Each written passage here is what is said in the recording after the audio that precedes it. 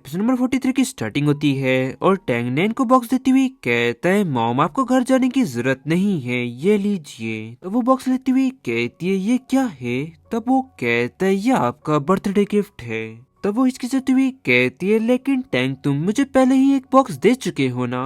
तब वो उसे कहता है मॉम ये आपके लास्ट बर्थडे का गिफ्ट है। वो उसे ओपन करती हुई कहती है ओ तुम्हारा शुक्रिया, चलो ठीक है मैं भी तो देखूं कि मेरे हैंडसम बॉय ने मुझे क्या गिफ्ट दिया है। और वो उस ड्रेस को देखकर हैरान होती है और टैंग कहता है मॉम आपको ये ड्रेस कैसी लगी। तब वो इस पर कहती है तुम्हारा शुक्रिया टैंग, मुझे बहुत ही ज्यादा पसंद आई और खासकर इसका ये कलर। और आगे कहता है तो फिर चलिए मॉम फटाफट आप तैयार हो जाइए। वो कहती है हाँ ठीक है। और फिर सिर्फ ट्विटर में कुछ समय बाद का समय दिखाया जाता है जहाँ पर वो मिरर के सामने जाती है और खुद को देख मन में कहती है मैं इसमें कितनी बढ़िया लग रही हूँ। और फिर तभी उसकी नजर लेफ्ट साइड के एक बॉक्स पे पड़ती है जहाँ पर उसके शूज रखे हुए होते हैं। और फिर वो उन्हें पहनते हुए मन में कहती है मेरा बेटा कितना ज्यादा थॉटफुल है।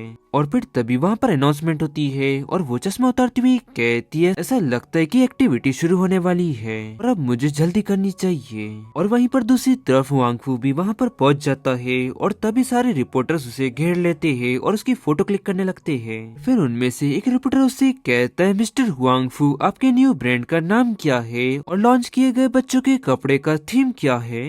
और फिर तभी वो झुककर पीछे साइड देखता है जहाँ पर नैन जा रही होती है और फिर वो वहाँ से जाने लगता है। और वहीं पर उसका असिस्टेंट उसे जाता देख मन में कहता है वो बैक स्टेज क्यों जा रहे हैं। और तभी एक रिपोर्टर उससे कहता है वो कहाँ जा रहे हैं, अभी तक हमारा इंटरव्यू खत्म नहीं हुआ है मिस्टर हुआंगफू। फिर असिस्टेंट उन सभी से कहता है आप सभी लोग प्लीज शांत हो जाइए और मिस्टर हुआंगफू शो खत्म हो जाने के बाद आप लोगों के सारे सवालों का जवाब वो देंगे और फैशन शो बहुत ही जल्दी शुरू होने वाला है तो आप सभी लोग बैठ जाइए। और वहीं दूसरी तरफ हुआंगफू नैन को पकड़ लेता है और नैन ब्लश करते हुए उससे कहती है तुम ये क्या कर रहे हो। और फिर तभी उसकी नजर उस ब्रोच पे जाती है और मन में कहती है ये ब्रोच तो 6 साल पहले उसने उस रात को पहना था।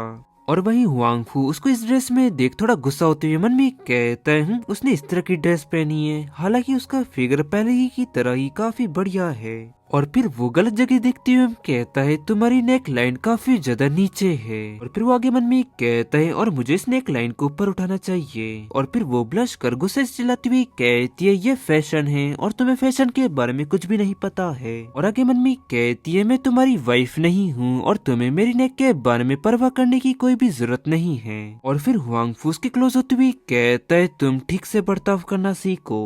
और फिर तभी वो उसे स्लैप करने के लिए आगे बढ़ती है लेकिन वो डॉज कर लेता है और आगे कहता है वरना मैं तुम्हें किस करूंगा। और उसकी ये बातें सुन वो ब्लश कर चिल्लाती हुई कहती है तुम्हारी हिम्मत कैसी हुई। और फिर वो आगे बढ़ उस ब्रोच को छीन लेती है। तभी वो उसका हाथ पकड़ती हुई कहता है तुम हमेशा बोलने से पहले काम कर देती हो।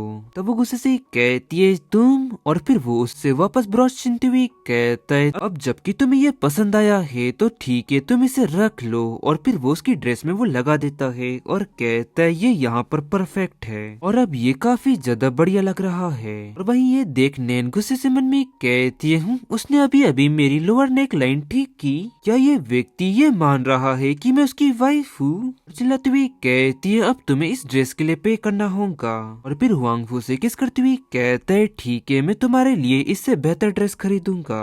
और उसको ये सब करता देख वो हैरान होती है। और गाइस इसी के साथ ये एपिसोड यहाँ एंड होता है। पसंद आया तो लाइक एंड सब्सक्राइब जरूर करें। मिलता है आपको जल्दी नेक्स्ट एपिसोड में।